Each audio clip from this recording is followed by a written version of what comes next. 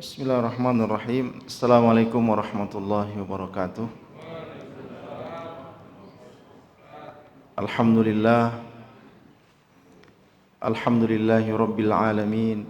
Nasta'inuhu wa nastaghfiruhu wa na'udzu billahi min syururi anfusina wa min sayyiati a'malina. May yahdihillahu fala mudhillalah wa may yudlil fala hadiyalah. Ashhadu an la ilaha illallah wahdahu la syarikalah wa ashhadu anna Muhammadan abduhu wa rasuluh. Allahumma salli wa sallim wa barik ala Muhammad wa ala ali Muhammad. Ma'asyiral muslimin wal muslimat rahimakumullah. Kita bersyukur kepada Allah Subhanahu wa taala pada pagi hari ini Allah masih berkenan memberi kita nikmat sehat, nikmat umur, dan nikmat iman. Sehingga pada subuh hari ini kita masih berkesempatan untuk bisa hadir bersama-sama menunaikan kewajiban salat subuh kita kepada Allah Subhanahu wa taala. Kita berharap dan berdoa mudah-mudahan salat kita malam ini, doa-doa kita dikabulkan oleh Allah Subhanahu wa taala. Bapak Ibu sekalian yang saya muliakan, ada salah satu sumber kebaikan dari semua kebaikan yang dilakukan oleh manusia, dan itu akan terjadi apabila sumber kebaikan itu dijaga kehidupannya, dilestarikan kehidupannya dan dijaga kesehatannya. Karena sumber kebaikan itulah yang akan menjadikan kita mencapai kebahagiaan dunia dan kebahagiaan akhirat. Bahkan itu akan menjadi kunci di dalam mendekatkan diri kepada Allah Subhanahu wa taala dan akan menjadi pembeda antara seorang mukmin dengan orang yang tidak beriman kepada Allah, akan membedakan antara orang yang beribadah kepada Allah dan orang yang tidak beribadah kepada Allah. Yang dimaksud sumber kebaikan dari semua kebaikan di sini adalah hayatul qalbi, ya, hidupnya hati seseorang. Jadi artinya kalau seseorang menjaga kehidupan hatinya, seseorang menjaga hatinya tetap sehat, maka inilah yang akan menjadi sumber kebaikan dari seluruh kebaikan. Fal hayatu wan nuru aslu sa'adatil abdi. Jadi dengan hidupnya hati itu, kemudian adanya nur, adanya cahaya di dalam hati itu, maka huwa aslu sa'adatil abdi. Itulah yang akan menjadi pokok dari kebahagiaan yang akan didapatkan oleh seorang hamba di dalam mengabdi kepada Tuhan, kepada Allah Subhanahu wa taala. Di dalam Al-Qur'anul Karim, di dalam surah Al-An'am ayat 122, Allah Subhanahu wa taala berfirman, "Awaman kana maitan fa ahyainahu wa ja'alna lahu nuran yamshi bihi fin nasi kaman mathaluhu fi dhulumat laisa bi kharijin minha." Ada orang-orang yang dulunya dianggap mati, ya, bukan mati secara fisik, Tapi di dalam penjelasan para ulama kita di sini bahwa kematian itu, maitan itu maksudnya adalah yang dulunya belum mengenal Tuhannya, yang dulunya masih suka melakukan perbuatan dosa besar, belum mendapatkan hidayah untuk menyembah Tuhannya. Jadi artinya orang yang belum mendapat hidayah, orang yang masih terjerumus, ya terkekang di dalam perbuatan maksiat, kedurhakaan kepada Allah Subhanahu wa taala, ini yang digambarkan oleh Allah di dalam Al-Qur'an sebagai maitan dalam ayat ini. Lalu kemudian fa'ahyainahu, lalu kemudian kami hidupkan dia. Jadi di dalam pemahaman sebagian ulama, termasuk Ibnu Qayyim Al-Jauziyah, memahami bahwa ketika seseorang hatinya mati, maka dia jauh dari hidayah, dia jauh dari petunjuk, jauh dari ketaatan, dan jauh dari ibadah kepada Allah. Maka dia akan selalu terjerumus ke dalam perbuatan maksiat, perbuatan yang diharamkan oleh Allah Subhanahu wa taala. Lalu kemudian fa'ahyainahu, maka disebutlah dia sebagai orang yang maitan, mati. Jadi diibaratkan orang yang hatinya mati itu adalah orang mati. Karena di sini Allah menyebut kalimat setelahnya adalah fa'ahyainahu, lalu kami hidupkan kembali. Wa ja'alna lahu nuran, ya, jadi kami hidupkan kembali hatinya dengan cahaya petunjuk itu. Wa ja'alna lahu nuran, lalu kemudian dari kehidupan itu akan memancarkan, akan kami jadikan cahaya. Yamshi bihi finnas, dengan cahaya itu dia akan berjalan memberikan penerangan di tengah manusia. Ya, jadi ini juga bisa kita lihat Pak, di tengah-tengah kita kalau ada orang alim, ada orang yang baik, ada orang yang saleh, itu terasa pengaruhnya di tengah masyarakat. Ya, begitu juga kalau ada orang yang jauh dari ibadah, ada orang yang ahli maksiat, buruk, jahat, itu juga terasa keberadaannya di tengah masyarakat. Nah, orang-orang yang dihidupkan hatinya oleh Allah ini, lalu kemudian wa ja'alna lahu nuran, lalu Allah berikan dia cahaya untuk memberi penerangan, cahaya kepada manusia, maka manusia itu akan merasakan keberadaan orang-orang yang baik ini.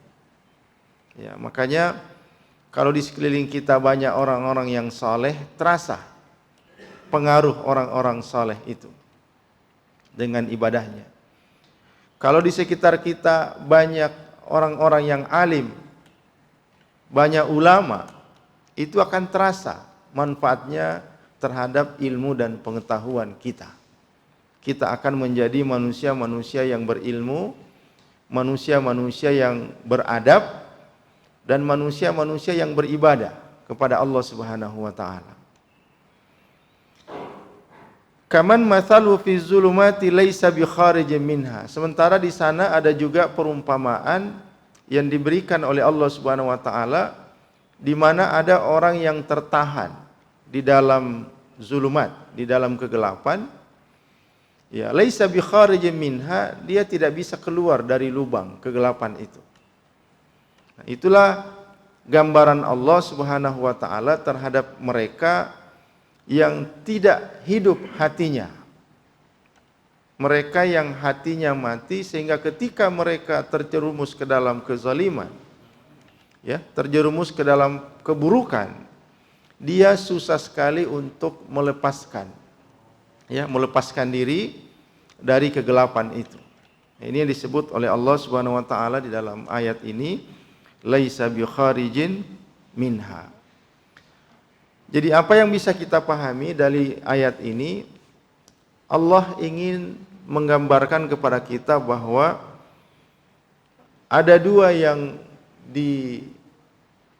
disebutkan Allah di dalam ayat ini yang menjadi asal, ya, menjadi pokok kehidupan hati itu, yaitu al-hayatu wan nur, ya, adanya kehidupan dan cahaya. Nah, kira-kira apa fungsinya kehidupan itu bagi hati? Ya, kita sering mendengar bahwa hati itu kan ada tiga.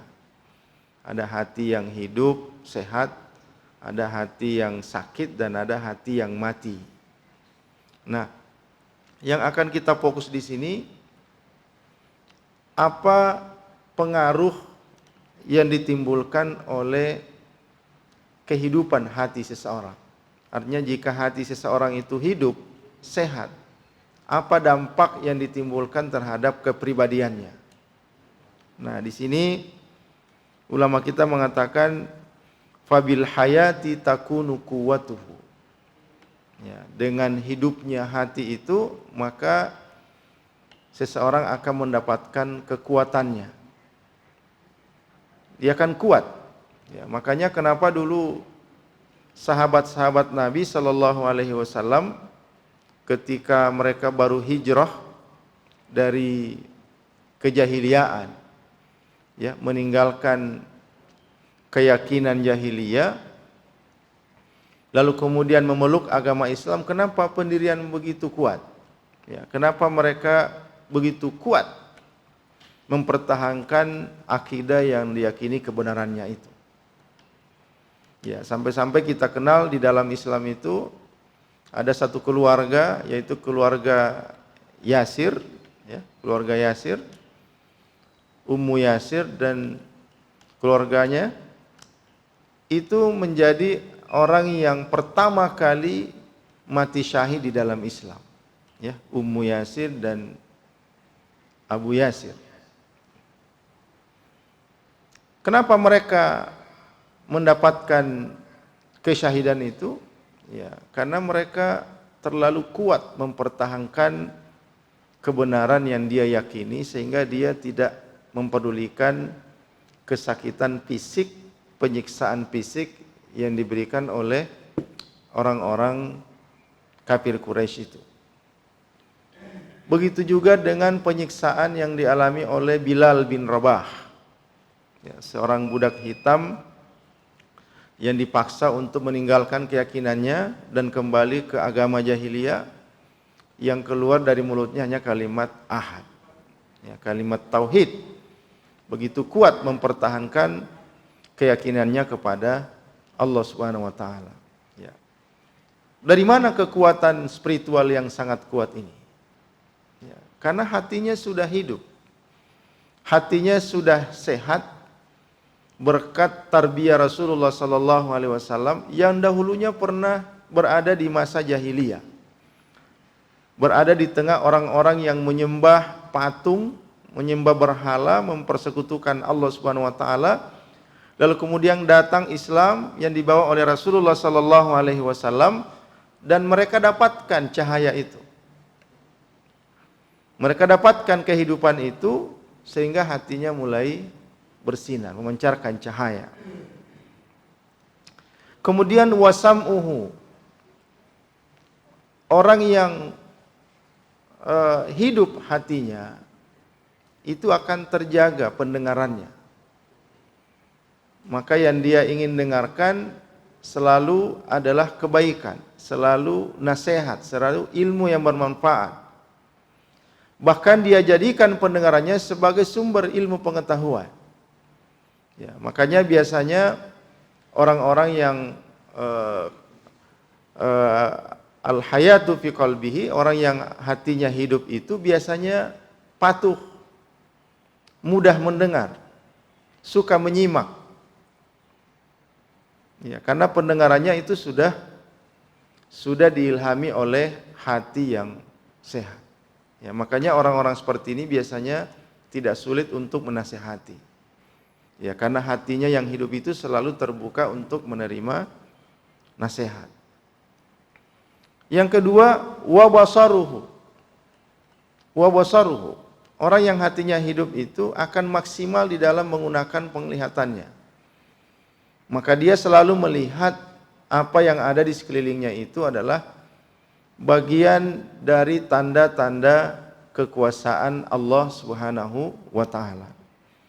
Dia selalu menjadikan apa yang dia saksikan setiap hari itu adalah bagian dari ketentuan dan kehendak Allah Subhanahu wa taala.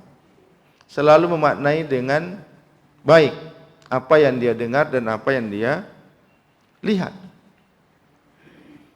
Kemudian hidupnya hati seseorang itu akan memunculkan sebuah karakter pemalu. Ya, malu dalam hal apa? Ya, malu berbuat maksiat kepada Allah. Dia malu kepada Allah kalau salatnya tidak benar.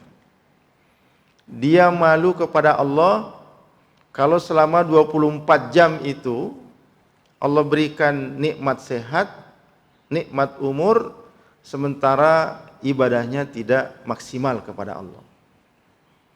Maka malunya kepada Allah itu membuat dia selalu melakukan ibadah dan ibadah. Apakah ibadah itu bersifat fardu atau bersifat sunnah, semua dia kerjakan habis. Maka yang namanya sholat duha, sholat rawatib, sholat witir, sholat tahajud, semua dia kerjakan. Karena dia selalu merasa malu kepada Allah. Allah sudah berikan waktu sebanyak itu, Allah sudah beri kesempatan hidup selonggar itu, sementara dia tidak mempergunakannya untuk beribadah kepada Allah. Dia malu kepada Allah. Begitu juga ketika dia muncul keinginan untuk berbuat maksiat, maka muncul rasa malu itu kepada Allah. Bagaimana mungkin Allah berikan umur pada hari ini, kesehatan pada hari ini, lalu saya isi dengan perbuatan maksiat? Malu kepada Allah. Makanya di dalam sebuah hadis Rasulullah sallallahu alaihi wasallam mengatakan bahwa fa idza lam tastahi fasna bima syi'ta. Kalau kamu tidak malu, maka lakukanlah sekehendak hatimu. Makanya banyak orang yang tidak punya rasa malu kepada Allah. Dia tidak pernah menghargai sedikit pun kesehatan yang diberikan Allah setiap hari. Dia tidak pernah mensyukuri nikmat umur yang diberikan oleh Allah yang dia masih nikmati setiap hari. Sehingga dengan entengnya banyak orang-orang seperti ini, dia masih tidak melakukan sholat, tidak melakukan perintah Allah dan sebagainya. Nah, ini orang-orang yang tidak punya rasa malu kepada Allah Subhanahu wa taala. Begitu juga orang-orang yang diberikan harta, lalu kemudian dia tidak menyisihkan untuk orang-orang yang berhak. Tidak menyisihkan sebagian harta itu untuk diinfakkan.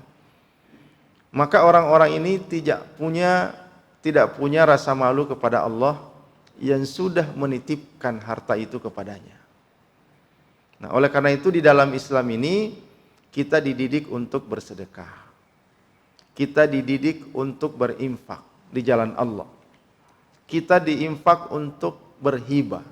Kita dididik untuk berzakat. Kita diinfak untuk berwakaf. Kita dididik untuk menyumbang demi kebaikan. Untuk apa itu semua? Itu untuk membuktikan bahwa kita ini adalah orang yang tahu diri di hadapan Allah ketika Allah mengamanahkan kepada kita nikmat berupa harta. Nah, hadirin sekalian yang dirahmati oleh Allah Subhanahu wa taala, oleh karena itu setiap hari Allah mengutus 2 malaikat untuk mendoakan mereka yang menginfakkan hartanya di jalan Allah dan mendoakan mereka yang selalu menahan hartanya dan tidak menafkahkan di jalan Allah. Ya, Allahumma a'ti munfiqan khalafa. Allahumma a'ti mumsikan talafa. Ya, mudah-mudahan kita termasuk orang-orang yang didoakan oleh salah satu dari dua malaikat ini yang berdoa agar semua harta yang kita infakkan di jalan Allah itu diberikan pengganti yang lebih baik dari Allah Subhanahu wa taala. Ya, seperti masjid kita saat ini, Masjid Al-Akbar membutuhkan uluran tangan kita semua. Kita raih itu dengan mengharap doa dari malaikat setiap pagi itu. Allahumma a'ti munfiqan khalafa. Ya Allah, berikanlah pengganti harta dari orang-orang yang selalu menafkahkan hartanya. Jangan sampai kita mendapatkan doa malaikat yang kedua. Na'udzubillahi min zalik. Allahumma a'ti mumsikan talafa. Kalau ada orang yang hanya mengumpulkan, menahan hartanya dan sedikit pun dia tidak mau berbagi kepada orang lain, tidak mau berbagi untuk kebaikan, maka malaikat itu berdoa, Allahumma a'ti mumsikan talafa. Ya Allah, berikan kebinasaan terhadap orang-orang yang menahan hartanya itu. Ya, maka biasanya ada saja jalan Allah menguras harta itu tanpa kita sadari, karena kelakuan orang itu untuk selalu tidak mau berbagi kepada orang lain dan kepada kebaikan. Kita punya rasa malu kepada Allah. Jadi hadirin sekalian yang dirahmati oleh Allah, inilah karakter orang-orang yang hatinya hidup. Karakter orang-orang yang hatinya sehat. Haya'uhu, dia punya rasa malu kepada Allah. Ya, kita malu kepada Allah kalau Allah kasih kita umur lalu kita tidak memanfaatkan umur itu. Kita malu kepada Allah kalau Allah kasih kita kesehatan lalu kesehatan itu kita tidak memanfaatkan untuk mendekatkan diri kepada Allah. Kita malu kepada Allah jika Allah memberikan amanah harta lalu kemudian harta itu tidak kita gunakan untuk mendekatkan diri kepada Allah. Karakter berikutnya adalah iffah. Ya, iffah. Jadi kalau ada seorang wanita yang menjaga kehormatannya, menjaga harga dirinya, itu disebut dengan afifah. Ya, maka banyak wanita disebut afifah. Itu namanya wanita yang selalu menjaga dirinya. Kalau laki-laki yang selalu menjaga dirinya, menjaga kehormatannya di hadapan Allah, itu disebut dengan afif. Makanya banyak laki-laki disebut dengan afif. Nah, orang yang hatinya sehat, hatinya hidup, itu memiliki rasa iffah. Memiliki rasa iffah. Selalu punya kepekahan di dalam menjaga diri kepada Allah. Dia selalu punya kehati-hatian yang sangat tinggi untuk jangan sampai melakukan perbuatan yang membuat Allah murka kepadanya. Termasuk iffah itu adalah dia punya kepekahan untuk selalu mencari jalan, mencari peluang bagaimana Allah ridho kepadanya. Kira-kira hari ini sholat sunnah sudah saya lakukan, sholat fardu sudah saya lakukan, sholat tengah malam sudah saya lakukan. Kira-kira apa lagi hari ini? Perbuatan baik apa lagi hari ini yang bisa membuat saya disenangi oleh Allah Subhanahu wa taala? Ini kepekahan. Jadi iffah itu adalah orang yang selalu menjaga dirinya, menjaga nama baiknya di mata Allah. Ya, kalau kita mencari pencitraan di depan Allah itu enggak apa-apa. Tapi kalau mencari pencitraan di depan manusia, ya kita harus hati-hati. Karena jangan sampai itu bermuatan riya. Tapi kalau pencitraan di depan Allah dan hanya Allah yang tahu, itulah yang dianjurkan. Karena biasanya itu berawal dari sebuah ketulusan, sebuah keikhlasan untuk selalu meraih, memperbanyak pahala dan kebaikan di sisi Allah Subhanahu wa taala. Nah, inilah karakter orang-orang yang hatinya hidup, hatinya sehat, ada sifat iffah di dalam dirinya untuk selalu pekah menjaga wibawanya di depan Allah Subhanahu wa taala. Wa syaja'atuhu. Karakter berikutnya adalah dia punya keberanian. Ya, dia punya keberanian. Ya, kita mungkin kalau membaca sejarah, bahkan pernah mendengarkan di tempat ini kajian sejarah yang disampaikan oleh guru-guru kita. Ya, jarang sekali kita melihat, membaca dalam sejarah itu ketika terjadi peperangan. Jumlah kaum muslimin lebih banyak daripada musuh.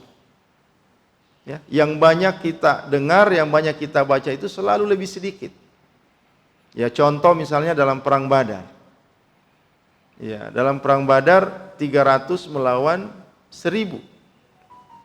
Di dalam perang Uhud sebagai pembalasan dendam orang-orang kafir itu atas kekalahan mereka di perang Badar, mereka datang membawa tentara lebih banyak, pasukan lebih banyak, 10.000 orang.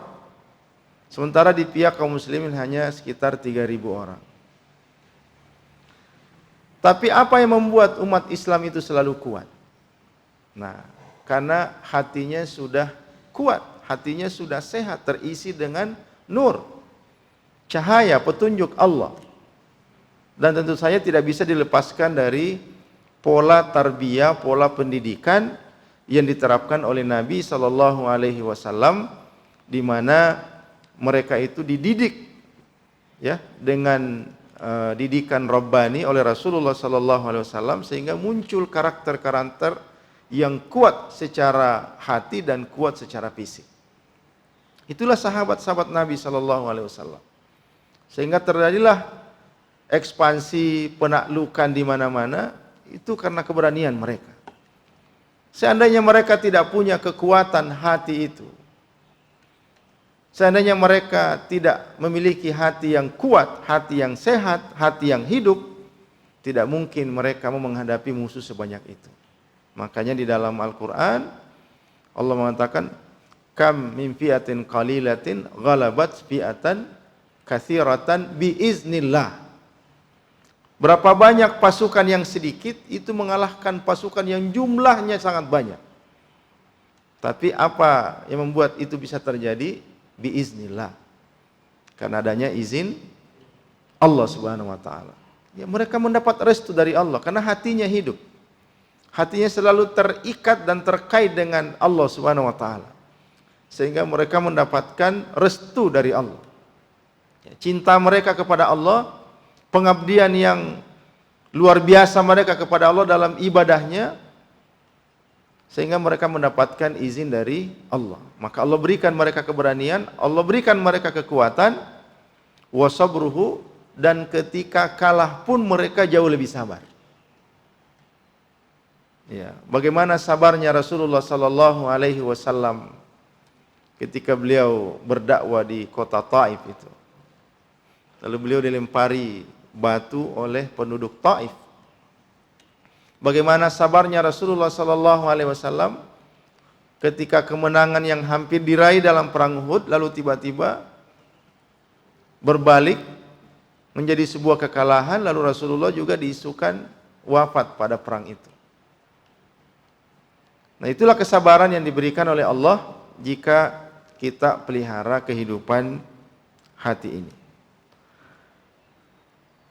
Wa mahabbatuhu lil hasan. Jadi hadirin sekalian, wa mahabbatuhu lil hasan, orang yang hatinya hidup, hatinya terjaga kesehatannya, biasanya dia punya karakter selalu suka dan mencintai kebaikan. Nah, ini yang perlu kita luruskan, bahwa tidak cukup dengan hanya cinta kebaikan, tapi kita juga harus mencintai semua orang yang terlibat di dalam kebaikan itu. Apakah orang yang mengajak, apakah orang yang menginformasikan kebaikan, apakah kebaikan itu sendiri. Nah, jadi Bapak Ibu sekalian, kalau ada orang yang menyerukan kebaikan, ada orang yang mengajak kepada kebaikan, maka orang itu harus menjadi salah satu orang yang kita sukai. Orang itu akan menjadi salah satu orang yang kita cintai. Ya, karena itu adalah konsekuensi dari hidupnya hati dan keberadaan nur di dalam hati kita. Mahabbatuhu lil hasan. Makanya untuk menegaskan kecintaan ini kepada kebaikan di dalam Al-Quran itu banyak sekali anjuran untuk berbuat baik. Bahkan Allah merintahkan kita untuk berkompetisi di dalam kebaikan. Fastabiqul khairat. Ya. Kita diminta oleh Allah untuk berlomba di dalam kebaikan. Jadi artinya ketika ada ajakan untuk berbuat baik, ada peluang untuk melakukan kebaikan, ada medan kebaikan, maka disitulah kita harus ikut di dalam perlombaan itu. Nah, seperti sekarang ini masjid kita ini menjadi medan perlombaan karena sedang membutuhkan bantuan dari umat Islam untuk pembangunan. Jangan sampai kita tidak ikut dalam perlombaan ini, karena ini bagian dari perintah Allah di dalam Al-Quran, dan ini bagian dari karakter orang-orang yang hatinya hidup, hatinya pekah, hatinya sehat, sehingga selalu cinta dan menyukai kebaikan. Bukan sebaliknya, kita memusuhi orang-orang yang menyerukan kebaikan. Karena saat ini Bapak Ibu sekalian, banyak orang-orang yang menyerukan kebaikan, mengajak kita kepada kebaikan, sementara banyak juga orang yang memusuhi orang-orang itu. Padahal yang mereka lakukan itu adalah tugas dari Allah. Wal takum minkum ummatun yad'una ilal khair ya'muruna bil ma'rufi wa yanhauna 'anil munkar. Jadi harus ada di antara kita yang menyuruh kepada kebaikan dan mencegah kemungkaran. Jadi artinya itu perintah Allah.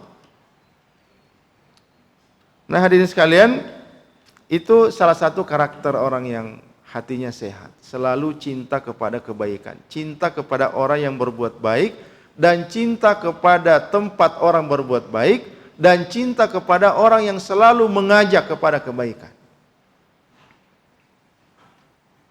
Dan yang terakhir hadirin sekalian adalah wabugduhu lil qabih.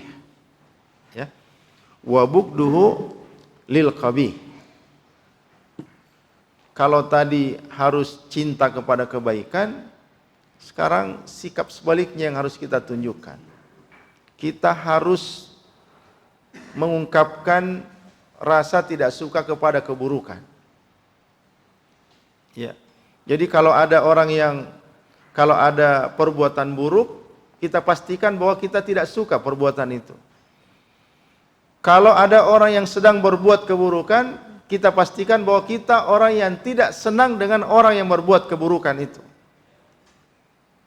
Dan kalau ada tempat melakukan kemaksiatan, keburukan, kita juga harus pastikan bahwa kita tidak senang dengan tempat itu.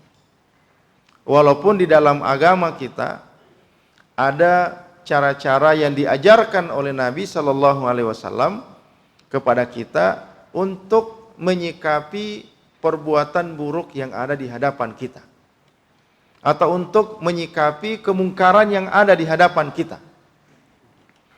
Apa sikap yang harus kita tunjukkan? Nah, di sini Nabi Shallallahu Alaihi Wasallam memberikan petunjuk, man ra'a minkum munkaran falyughayyirhu biyadihi fa illam yastati fa bilisanihi wa illam yastati fa bi qalbihi wa dzalika adhaful iman. Jadi kalau kita melihat kemungkaran, melihat keburukan, maka sikap yang pertama yang harus ditunjukkan, kita harus cegah kemungkaran itu. Dengan apa? Dengan kekuatan kita. Kekuatan itu kan bisa dalam bentuk kemampuan fisik, kita punya jabatan, kita punya kekuasaan, kita punya wewenang. Lalu kemudian dengan jabatan, wewenang, kekuasaan itu, kita bisa mencegah kemungkaran. Kita bisa melarang keburukan. Kalau kita dalam posisi tidak punya kekuasaan, tidak punya wewenang, tidak punya jabatan, ya, tidak punya jabatan, maka kita menuju ke langkah yang kedua, bilisanihi. Kita coba menggunakan lisan, menasehati, mengingatkan, menyampaikan kebaikan itu. Ya, kalau itu juga tidak mampu kita lakukan, ya baru kita berpindah ke cara yang ketiga, yaitu dengan cara mengingkari dalam hati. Jadi Bapak Ibu sekalian, kalau kita menyaksikan keburukan, perbuatan maksiat, dan kita tidak punya kemampuan mencegah dengan kekuasaan kita, kemampuan kita, dan tidak mampu untuk menasihati secara lisan, maka minimal dalam hati kita itu ada pengingkaran. Ya, ada ketidaksetujuan dengan keburukan itu. Ya. Karena itulah iman yang paling lemah, ya. Wadzalika adhaful iman. Ya, jadi jangan diam, Pak. Jadi kalau ada keburukan jangan kita diam saja. Ya, coba dengan kekuatan, coba dengan lisan, coba dengan hati. Minimal hati kita mengingkari keburukan itu. Minimal, jangan sampai di dalam hati kita juga diam. Karena pengingkaran dalam hati saja, ketidakridhaan kita terhadap keburukan yang ada di depan kita, kemungkaran yang ada di depan mata kita, itu sudah iman yang paling lemah yang ada dalam diri kita, kata Rasulullah sallallahu alaihi wasallam. Dan salah satu karakter kuat yang dimiliki oleh orang-orang yang hatinya hidup, ya, yang hatinya sehat itu adalah selalu menunjukkan ketidaksukaannya kepada keburukan, ya, sesuatu yang tidak baik. Jadi Bapak Ibu semua yang dirahmati oleh Allah Subhanahu wa taala, jadi sebagai kesimpulan dalam kajian kita untuk hari ini, bahwa mari kita berikhtiar bersama-sama menjaga kehidupan hati kita ini. Ya, sudah benar apa yang sudah kita lakukan sampai saat ini. Kita rajin berjamaah, kita rajin ngaji, ya, kita rajin baca Al-Quran, kita rajin berzikir, kita rajin berinteraksi dengan orang-orang yang saleh, kita banyak melangkah ke tempat-tempat yang baik, karena cara-cara itulah yang bisa membuat hati kita tetap sehat dan hidup.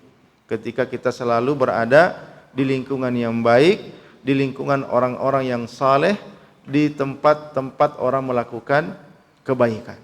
Karena dari sana hati kita akan terbina, akan memunculkan cahaya, sehingga tadi kekuatannya, ya, pendengaran kita, penglihatan kita, rasa malu kita, kemudian iffah kita, keberanian kita, kesabaran kita, kecintaan kita akan kebaikan, dan ketidaksukaan kita terhadap keburukan itu akan ada selalu dan menjadi bagian dari karakter kepribadian kita, dan itu akan terlihat di dalam kehidupan kita sehari-hari. Saya kira ini saja yang saya sampaikan. Mudah-mudahan apa yang kita sampaikan pada pagi hari ini bisa bermanfaat buat kita semuanya. Lebih dan kurangnya mohon dimaafkan. Hadanallahu wa iyyakum ajmain. Subhanakallahumma bihamdik asyhadu an la ilaha illa anta astaghfiruka wa atubu ilaik. Wassalamu alaikum warahmatullahi wabarakatuh.